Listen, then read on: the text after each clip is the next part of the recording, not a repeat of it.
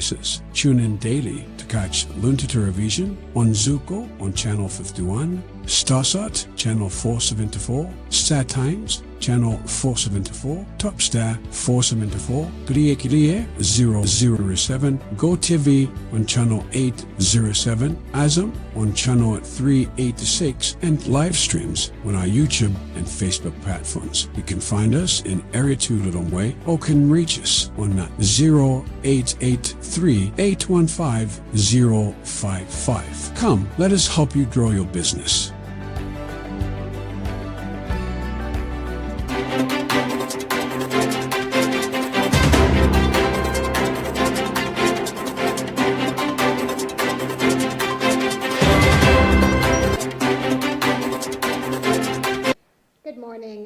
Thank you for joining us for our Wednesday's edition of Press Review right here on Luntha TV. Today, the 7th of May in the year 2025. It is yet another time where we take you through some of the stories that are appearing in our newspapers. And today with me, Tandi Wemzumara. And of course, I'm not alone. I'm here with my colleague, Moses Magawa. Good morning, Moses. How are you? I'm good. I'm just surprised with how time flies. Today is 7th. Nena zona. Kumetu utamagira ndikuchisango. Ine sindikudziwa kuti nomwadzuka bwanji. Ine tundadzuka bwino. Nkhani yake ndiyo moyo munena. Kwa salama siku. 16 September tunde unkanaya ndikira. 132 days to go. 132 days to go. Are you prepared? To vote? Yes. Okay. Fine. The newspaper nkhani zimene zalemba ndikukhulupirira kuti ndakonzeka sonaneso. Ine ndakonzeka pali zifukwa zambiri zimene ndakonzekera. Mufuna mafoto kozera Malawi ngati. Pano. Zikhale mu mtima. Iya izi ndizifukwa zaine. Tikhulupirireni. Sitiyankhula chilichonse. Iya tikukhulupirira kuti zifukwa zimene mukonzekerera zisankhozo zobwinobwino zolongosoka. Ndizolongosoka. Tikhale ndi mantha. Iya musakhale ndi mantha ena aliwonse. Ndi nkhani yoti nangasindi ufulu. Ndikuyenera kuti tikhale. Takusiyana. Mungamoka mang'ala kuti tikuphera nofulu. Izona. Ine ndi The Nation pano. Inetu ndikuti yanga the Daily Times. Imene ioneka yakwera mtengoto. Ili ku. Ilisiyana kodwa. No, ili 25. Nalujuona kana. Yakwera iyi. So tipatse ulemu imene yakwera iyi kuti yalemba nkhani zotani.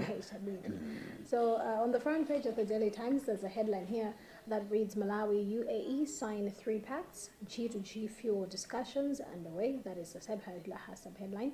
And part of the story reads that President Lazarus Chakwera yesterday signed various agreements with Sheikh Abdullah bin Zayed Al Nahyan, the Deputy Prime Minister and Minister of Foreign Affairs of the United Arab Emirates, UAE.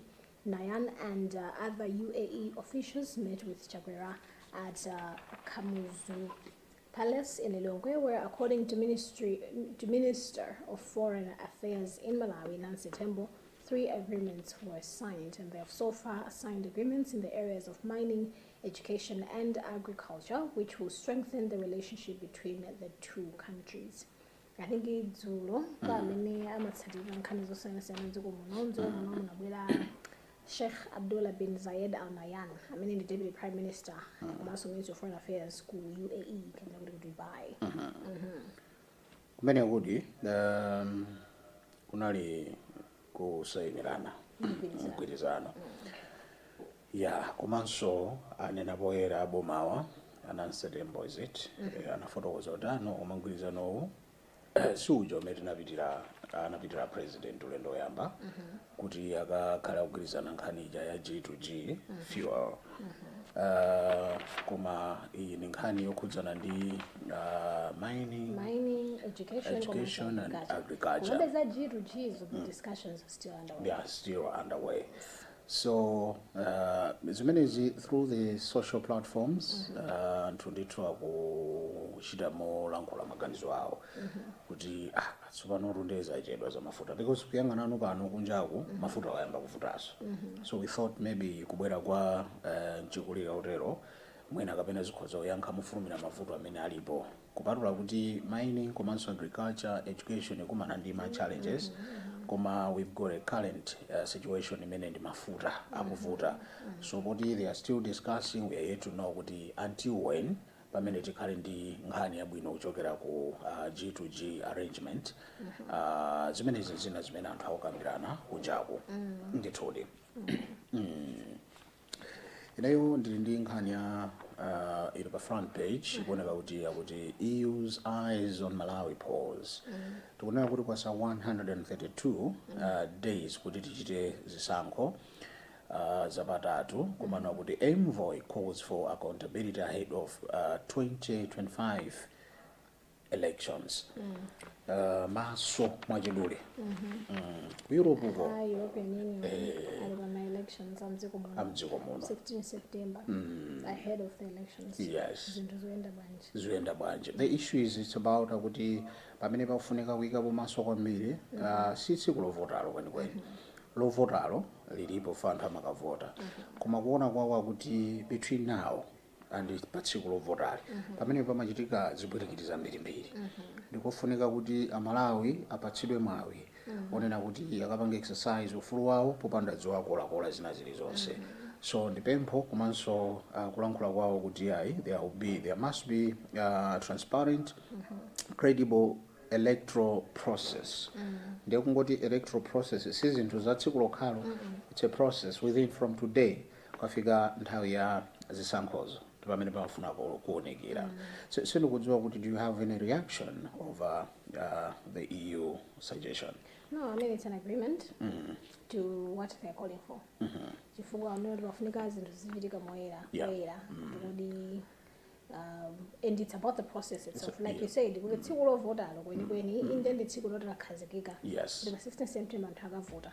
Koma amati failing to prepare is preparing to fail. Oh yeah, very true. So that is basically what the EU, at least to my understanding, is trying to ask for. Yeah. Kuti can we prepare? Preparation iutanthauza kuti we should make sure kuti china chilichonse process inelo yonse yokhuza ndi kuvota ikuyikidwa poyera. Mukamati maina anthu akapange check maina awo akapeza kuti mwina dzina lasowa, there should be swift action onena kuti dzina lija munthu jalipezeke pasakhale kupereka mpata kwa anthu ena kuti akhuzobwera ndi maganizo awo obweretsa maganizo osiyanasiyana kwa Malawi chifukwa pena maina akasowa ukaveka mphekesera kuti maina asowa kumabwera ena udzane naye maina ana chitongo chotserani dala. So and also we are talking nkhani ya inclusivity. Inclusivity it also means kuti anthu amene ali ndi ulumali osiyana they should also be given a chance kukavota. You're right. We should also look for my vulnerable groups and hokalamba and also they have the right. We're talking women, we are talking children koma ana onena kuti afika pazaka zoti akhoza kukavota. They should also, all of this should be given a fair chance to actually make a choice kuti ine ndifuna ndikavote. Yes. And a fair chance it also means kuti tisapangese kuti anthu aja tikukhanga tikakakamiza kuti tavote kanoni. Hayi koma ino tatenda. It should be a sane decision, a mindful decision wekha wakaona wekha kuti okay utaona mene zinthu zikuyendera.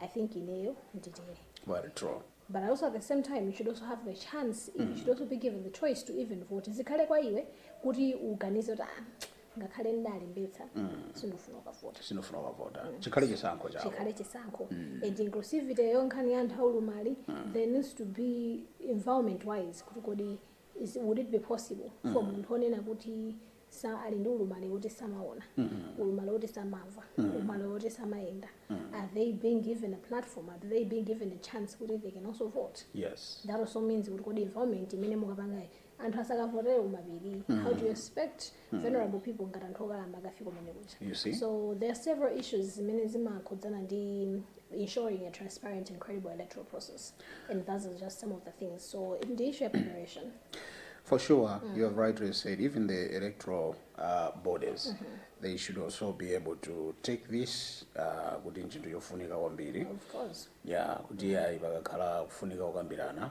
mwansanga between now to 16th ndekuti ngofunika kwambiri kumakhala that kind of transparent 132 days. Yeah, let's give ourselves time komanso transparent kuti pakhale credible electoral. Chabwino tatiyeni tipite ku Okay, on the second page of the Daily Times, there's a headline here that reads, State presents 2 witnesses in Kaliati case. And part of it reads that the state yesterday presented 2 witnesses in the case against Patricia Kaliati, who is accused of plotting to assassinate President Lazarus Chakwera. Last month, Kaliati, who's the former UTM Secretary General, Cabinet Minister, and current UTM Presidential Advisor, pleaded not guilty last month to charges against her. Consequently, the state informed the court of its intention to present 15 witnesses to testify against her. So yesterday, court inabaga comments case ya Patricia Kaliati amene akuganiziridwa kuti ankapanga plani yofuna so last month he atapita court anakanena kuti milandu ineyo sindikuidziwa kapena kuti anakana pleaded not guilty. I am innocent. So and then boma nanena kuti okay, we hear you kumefika ndimboni 15 zimene zibwereza ziperekera umbono wawo za kesi yathu imene tikunena kuti you were planning to assassinate the president. So the two witnesses appeared in court and anabereka ndi two umbono wawo, and the case has since been just adjourned to the 26th and the 27th of May. Yes. Kuti so boma lipitilize ku preparing its remaining witnesses komanso ndi kuti pena kunso aone kuti kodi mbali ndi kuti yokhangati their defense based on umbono umene kumaperekedwa titani. Very much true. So yesterday, I think, and Hawili, one was Maklaki Kampandila, the police officer from the Criminal Investigations Department, and the other one is Chikumbutso Doba, a police detective. So apparently informed the court that he had previously been assigned to work for Kaliati when she was a cabinet minister. I see. No, we are yet to have more details on from because it's a court case. It's a court case. Well, Admark starts exporting cotton. Mbewu imene ya cotton ino mudabadwa. Munayonago cotton fa awuri cotton in high demand. Kunjako akufuneka kwambiri. Musomuka wafusafusa ndinayo mvuno la so ndikudziwa kuti madziwa chinangwa madziwa mbatata basi ndikuti chakudya chimene mukuidziwa ndinu inosinda kalekale ineyo ndiwamvula zakale munayonapo kwambiri kuti ichi chimene chimadzalidwa kuti kukatulike cotton cotton ndekotoni yonse chakudya inero munthu akati ayi cotton ndimakhala kuganizira kuti andituma kuti ndikagule chitengi cha cotton kusi pamenepo pamene pali imene ndimakudziwa cotton ine processed cotton pamene ndikudziwa ipo pamenepo zovala zimene mavala ano ini mbewu inu ngamene mukudziwa zambiri ini mbewu imene timalima kwambiri I think timadira ngati kubalaka zimayanja kumalo otentha ndiye kwambiri kunoko ku Malawi sikwenikweni kuti anthu amayikapo chidwi koma kuti pali mwayi kuti kunjako cotton akufunika kwambiri chifukwa amene mwayankhulira kuti zovala zikuchokera timadalira kumeneko ya so ndi mbewu imene mutati inuyo mwayamba kulima pompano muzungu tizikupatsani inde moni koma mukhala kuti level yasintha so ndimati titalimbikira bwanji Malawi kulima cotton inu tumukhangala nazo ndipatse malinki tikamaliza program iyi pomwe ndingakapeze mbewu yakuti kwambiri wayo ndisamukira kumalo kotentha ndikuyoka pa you obtained to business, but before there is an interesting story. Vendors march in Zuzu city inu munasatira zimenezo not really komano ndinamva ndithu I think we saw similar protests Luntha yama vendors so I understand at least based on what the part of that story says, hundreds of vendors in Mzuzu yesterday took to the streets demanding foreign nationals to stop selling goods on retail.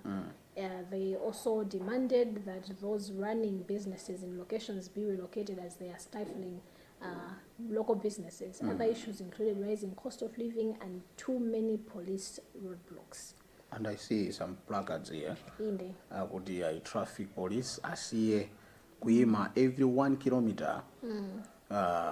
Why Malawi? Placards amene alembedwa hapo. Alipenda hapo sipakuoneka bwino bwino. But they talked about MRA should reduce tax. Okay. Your eyes are really functioning well. Trust me, that is the only one that I can read. Unlike you, and which is funny because you're wearing glasses. Are you not supposed to be the one who can see? Imagine. What? Yes. I think these glasses are not You should helping take me. them off. I'm telling you. You know, accept that you're blind. I should accept that. Kuvomereza ndikovuta koma ndikofunikira ndikukuwuzani. So mavenda awa aoneka kuti nafikanso pena ponyamula coffin bokosi ndithu atali kuta nsalu yolembedwa chipani cha MCB ndi amayenda kumene kuja ndikumayankhula zinthu mu city ya Mzuzu. Kenako nkumafotokoza zimene akufotokozazi kuti aya polisi komanso anzathu amene ali akunja akumatenganso tuma business ting'ono kuti ife titani. And this has really been an issue for years. And mostly it's not chitika uliongo kuno kumene anthu ambiri amadandaula because we have seen issues whereby even anthu akunja amene amapanga business amene foreign nationals doing business Malawian in the local businesses umapeza kuti they are being targeted because of such. Yes. And unfortunately, I don't know what can be done. Popeza mwina madando asiya kwa yenera. We should believe kuti adindo akhala mwina akuyankhako zina mwa nkhawa zimene madando amene aperekedwa. Business page. I'll take one. Fake investors, secrecy, hamper mining sector. That's the headline. Part of the story reads, opportunistic investors and dishonest experts are some of the major factors delaying the country's mining sector development. But Vice President Michael Usi has said enough of the talking, it is time to benefit.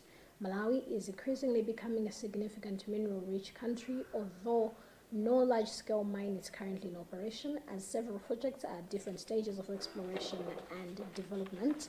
However, at a mining lab, which was officially opened by the Vice President, Minister of Mining Ken Zikalingoma lamented that some investors have not been sincere. Okay, so my investors, they are fake investors, they have no capacity, and they just come here, according to the minister, they just come here to find opportunities and start struggling looking for money. Migodi kuti kumabwera kandi makampani kandi na mabungwe amene ali afeki kumabwera kuno bwachiyembekezo ndithuta ife tufuna tiyambe mining dziko muno zomwe zingapindulire dziko lino komano amakhala ngati kuti afuna kungoyesa zida pachichewa chomveka bwino kapena chichewa chachidule amakhala ma companies kapena organizations kuti akungofuna kuyesa zida. So that is hampering the mining sector because obviously the mining sector singatukuke. Now I think mabwera no trust issues from the government side kuti okay paona kuti babwera anthu ambiri amene akungokhanga afuna kuyesa zida wina abwera amene with genuine intentions apeza kuti they have been pushed back chifukwa choti mwina their suspicions kuti awuyiso akozokhala kuti is just seeking opportunities to explore. Yes. Yeah, in connection to that story, business page, the nation, Karikira to start with genset power. Okay. The whole story, ESCOM says mine are required to construct power line. Koma chito say ikuchedera apo chifukwa chakuti kutalumikiza ESCOM ukafika ukayerekera ntchitoyo ikuoneka kuti ivutirapo. So kuti ntchito ichite resume ipitirire, it will be resuming in September, mwezi wa September, kuma they will be using the genset. Kukayerekera ndo kalonga. Yes. Kumene kuchitikaso ntchito zachani za mining za migodi. Ndiye tikhale ntikuona kuti mufika mu September mu mwina kapena kumene kukhala kuti china chake chamba kuoneka cha nzeru. Sure did. Okay, should we move on to arts and culture? Please go ahead. Okay, I'll take one. A headline here reads, Favor Gospel Concert ropes in budding artist. Part of the story reads, organizers of the forthcoming Favor Gospel Concert to be held at Bingo International Convention Center, BICC, in Lilongwe, said yesterday they are on a course of exposing up-and-coming artists in the country, hence unveiling Nzuzu-based artist Lizzie Muntali as part of the bill. Spearheaded by Jacob's Events, led by gospel musician Wendy Harawa, Favor Gospel concert set for May 31st, 2025 will be headlined by Nigerian gospel singer Ada Ehi, real name Ada Ogochukwu Ehi. So there's a Favor Gospel concert. The one May will be ICC. It's being led by Wendy Harawa. And the Kubwa artist Rosana Siana. Even in the main artist, as I've said, in the Ada Ehi from Nigeria. I think most people, many who enjoy gospel songs, even those from Nigeria, they must know who this lady is. And apart from kufuna kubwelesa swalusa kunja, they are also lobbing in my budding artists. I mean, many, which I think it's a good thing. It's exposure for them. It's exposure for them. Yes. You know, being shoulder to shoulder with bigger names. That's amazing. Banga share the stage with the international talents. It's not easy. And what is something that you look up to? I'm telling you. So we are becoming international. Okay. I'm telling you. I'm not so sure that's how it works, but sure. We are becoming international. So UMP Fest, whether it's feast or fest. Fest, yes. Foka Films announce partnership. Bwana Kendo pamenepa ndi ainaga UMP Fest. Amene wagwirizana kuti ayi akhale ndithu akumachita ntchito za mafilimu limodzi. Okay. Kaya Films ndi imene yajambula School Days komanso Welcome to Maula.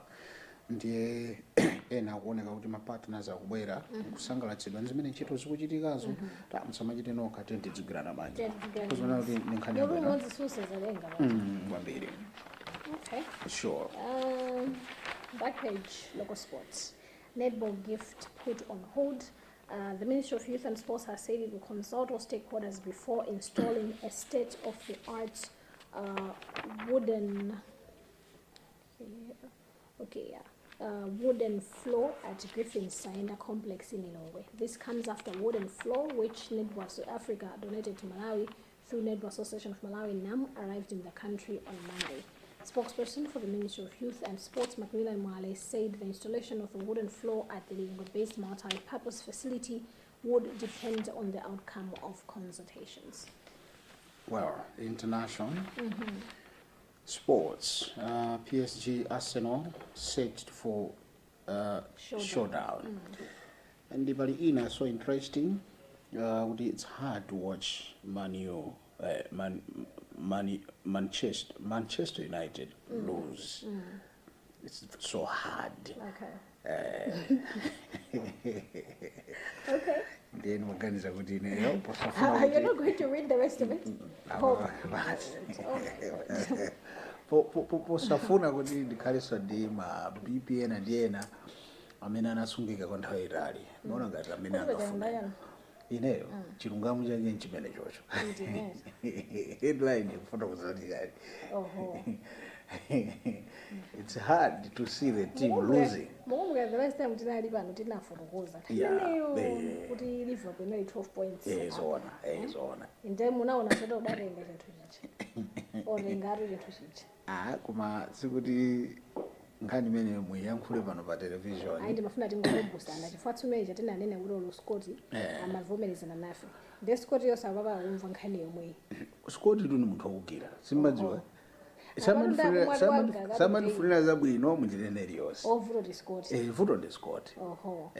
Aisha bwino. So matero kuti nkhani imeneyo kuti tikhale ndi tsiku labwino bwino lopanda zoyambana kuti tikamachoka pano tikhale mwina mukonje ndino ndiye DC vuto ndi Scott ndino nomwe ndithodi wawa ayinkhani timalizira kuseti chabwino ifeyo tikatele timalizire pomwepa monga mwa nthawi zonse sitinakwanitse ndithu kufotokoza nkhani zonse zimene zili mu newspaper za lerozi komano ngati mufuna kudziwa zambiri mu nkhani zomwe tawalenga komanso zina zimene sitinakwanitse kutero pezani ndithu newspaperazi pamitengo yosiyanasiyana. Nation ikupita pamitengo wa 2,500 pamene the Daily Times pamitengo wa 3,000 kwacha.